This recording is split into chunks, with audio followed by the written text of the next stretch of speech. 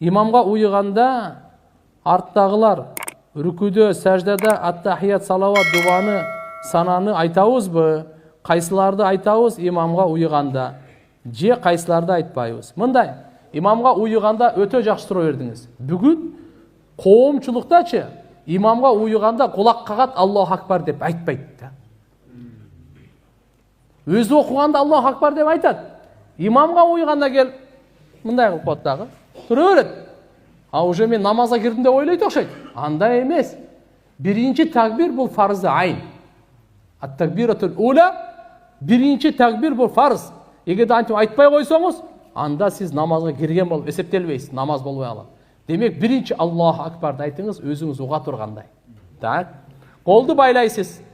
Қолды байлағанда, қолды байлап тұрып. Субханак Аллахумманы оқып қойасыздар, бүтті.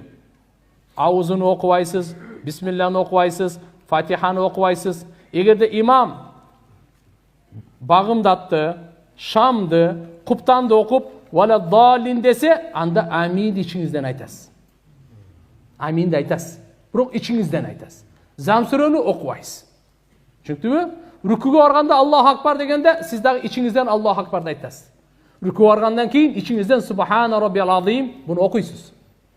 İmam Sami Allah liman hamida degende ana aytpaysız, siz Rabbana lekal hamd aytasız. Sajdaga varganda içinizden Allahu Akbar da aytasız. Bu at-takbiratul intiqaliyya dep koyat. Bu bir rükünden iki rükünge ötken takbirler var go, bu sünnet.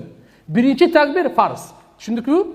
Andan keyin sajdaga varganda Subhana Rabbiyal A'la aytasız.